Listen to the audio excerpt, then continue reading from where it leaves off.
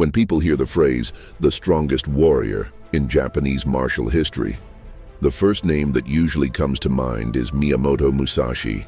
However, in modern Japanese martial arts, there was a man who transcended schools and competitive boundaries. Someone who engaged in inter-style matches and cross-discipline fights regardless of whether the opponent practiced kenjutsu, judo, aikido, karate, or sumo, and who remained undefeated throughout his life. At a time when Japanese martial arts were being swept up in the wave of sportification, he continued to embody the spirit of true combat. People came to call him the modern-day Miyamoto Musashi. That man's name was Kunii Zenya. Kunii is known among those interested in martial arts as a figure who saved Japanese Budo.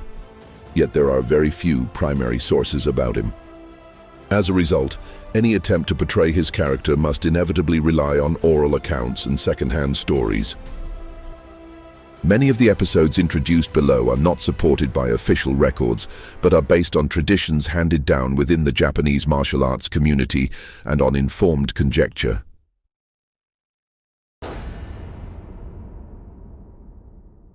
Kunii was born into a family of hereditary warriors. From early childhood, he was rigorously trained in the family's traditional art, Kashima Shinryu, which had been handed down through the generations. His grandfather as the 16th head and his father as the 17th. Kashima Shinryu is one of Japan's classical martial traditions. Centered on swordsmanship and jujutsu, it also includes arts such as iaijutsu, sword drawing, naginata jutsu, sojutsu, spear, and bojutsu, staff, making it a truly comprehensive martial system in the fullest sense. Kashima is also known as the land of Kashima Shrine, dedicated to Kashima Daimyojin, the deity of martial arts. According to Kunii, his grandfather, who served in the Seinan War, was a legendary figure. It is said that he would leap unarmed into the midst of the enemy, hurling opponents down one after another, creating openings for comrades behind him to strike with their swords, an extraordinarily ferocious style of combat. The Seinan War was a large-scale armed uprising by the former samurai class that took place from January 29th to September 24th, 1877, across what are now Kumamoto, Miyazaki, Oita, and Kagoshima prefectures.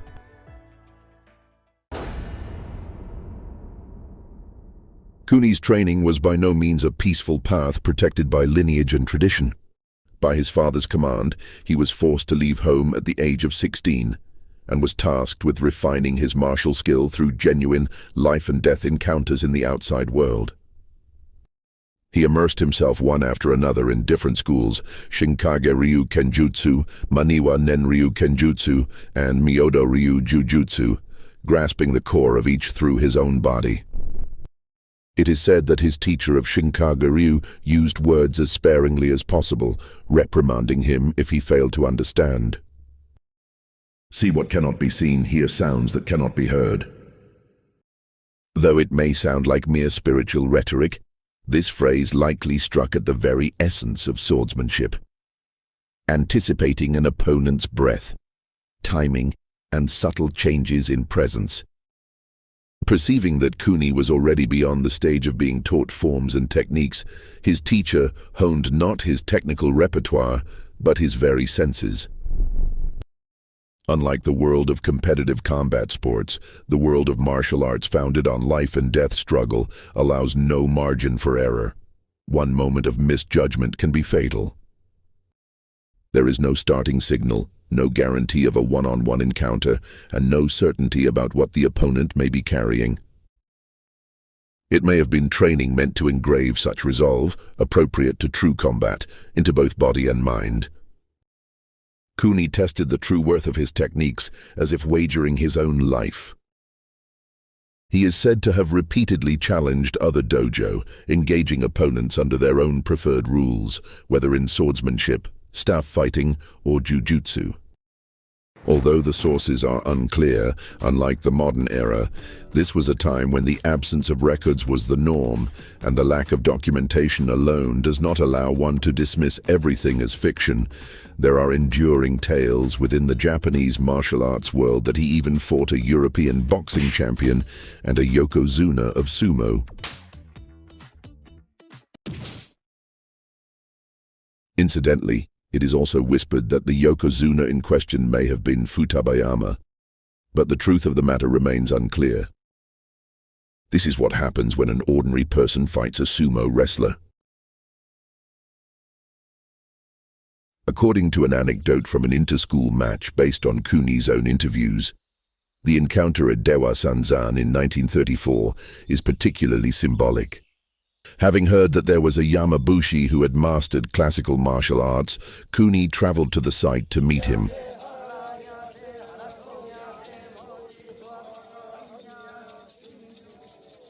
A Yamabushi is an ascetic practitioner of Shugendo, an ancient Japanese mountain-based spiritual tradition.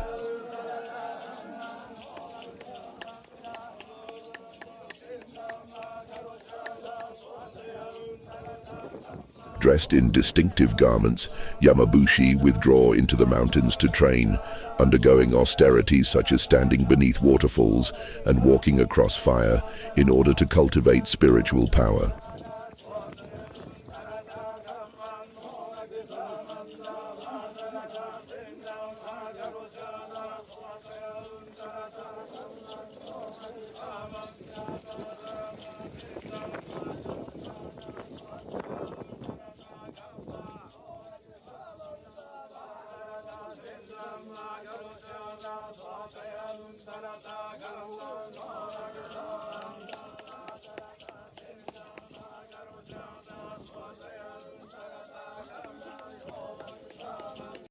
The man who appeared was a senior master of a powerful sword tradition, an established and highly ranked practitioner, with a massive build exceeding 6 shaku, over 180 centimeters in height. Owing perhaps to his exalted status, the man initially refused to engage, citing various reasons.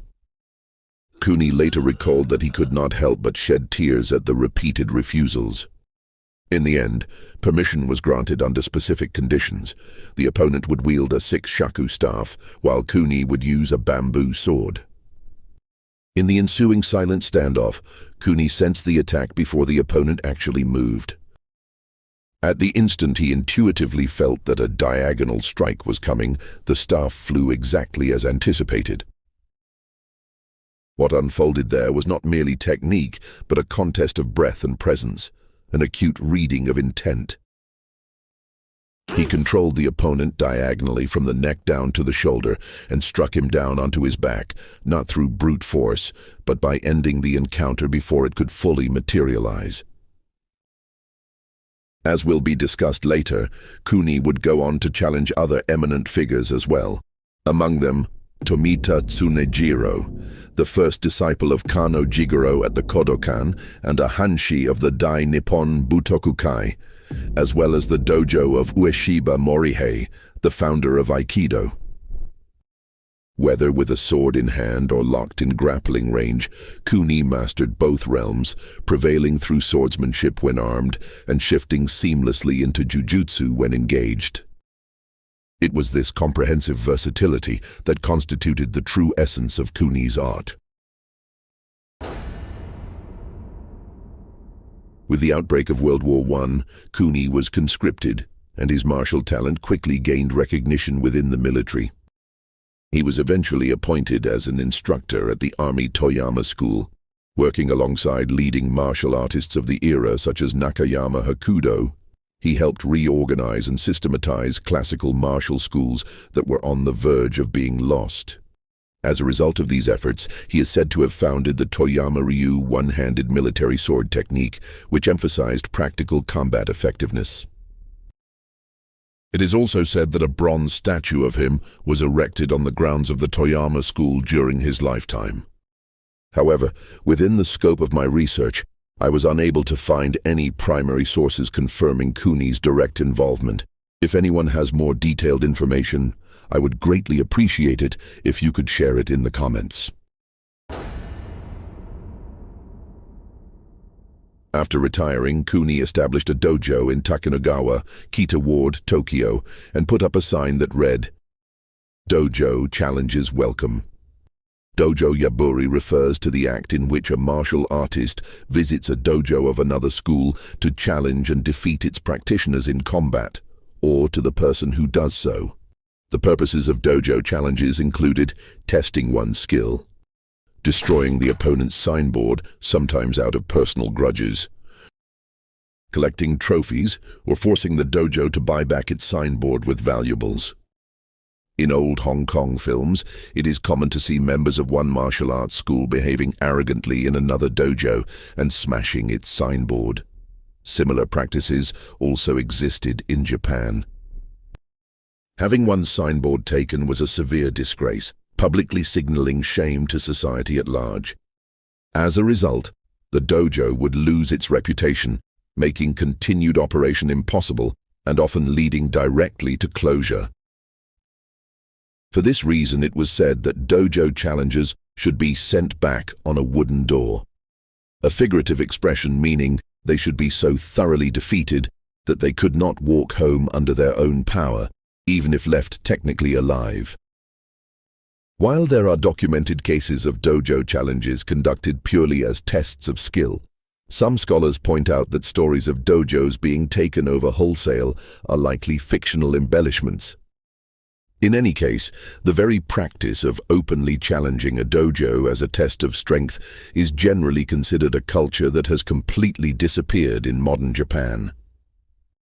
Kunii accepted challenges in whatever format the challenger requested, openly declaring that inter-style matches should be conducted freely without restrictions. Most of his opponents were formidable martial artists at the peak of their abilities, typically 5th or 6th Dan, specializing in swordsmanship, staff techniques, judo, or karate. Yet regardless of who the opponent was, the outcome was said to always be the same. Kunii did not merely wait for challengers to appear at his own dojo. Whenever he heard rumors of a renowned martial artist, he would go directly to that person's dojo himself.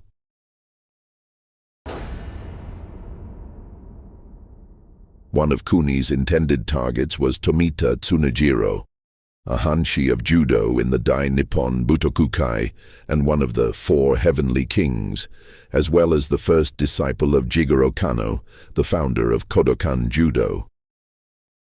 According to accounts, Kunii decided to challenge Tomita after becoming outraged by the prevailing sentiment of the time, fueled by the popular novel Sugata Sanshiro, that Kodokan Judo was superior to classical jujutsu.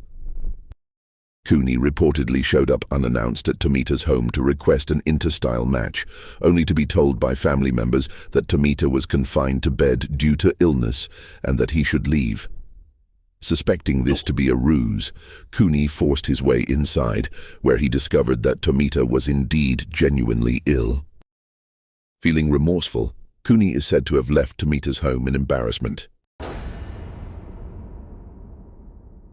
Having heard rumors about Ueshiba Morihei, the founder of Aikido and a renowned martial artist at the time, Kunii sought him out with the intention of challenging his dojo. Kunii delivered the traditional phrase used in dojo challenges, "I have come to take your dojo's signboard." Ueshiba calmly replied, "If it is the signboard you want, I will gladly give it to you. Please take it with you." Caught completely off guard by this unexpected response, Kunii left Ueshiba's dojo without further incident. Ueshiba's conduct embodied the very worldview of Aikido, a martial art that does not seek conflict, but instead upholds harmony and reconciliation. There is a well-known anecdote about Kunii that circulated widely among Japanese martial artists. After the end of the war, nearly all forms of Japanese martial arts were placed under prohibition by the GHQ. This was because martial arts, under the wartime nationalist structure of the Dai Nippon Butokukai, the organization that oversaw Japanese Budo, were deemed closely tied to ultranationalism. The Japanese side argued that Budo was not about aggression, but about mutual respect and growth between practitioners. In response, GHQ proposed that if this claim could be demonstrated through a match against a U.S. Marine bayonet instruction officer with wrestling experience, the ban might be lifted. Bearing the honor of Japanese martial arts on his shoulders in this decisive and fate-determining encounter, the man selected was not chosen for rank or title, but purely for his practical fighting ability. That man was Kunii Zenya, already over 50 years old, who had repeatedly engaged in dojo challenges and openly criticized other schools, making him an unpopular and marginalized figure within the Japanese Budo establishment. Facing an opponent armed with a bayonet while holding only a wooden sword, Kunii completely subdued him the moment the match began. Ha! Having read several moves ahead, Kunii reportedly compelled his opponent to acknowledge defeat of his own accord. Whether this encounter directly led to the lifting of the martial arts ban remains unclear. However, the mere fact that Kunii was chosen as Japan's true master of practical combat speaks volumes about the singular and exceptional nature of his existence.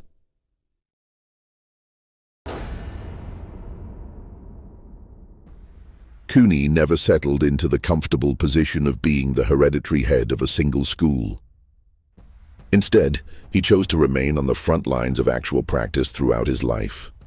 Transcending institutional systems and sectarian boundaries, he devoted himself to the fundamental question of what martial arts truly are, confronting it head-on until the very end. He is often described as the last empiricist who lived in the world of Bujutsu, not Budo. And this assessment is no exaggeration. His stance was never grounded in abstract ideals, but was consistently validated through real, lived encounters.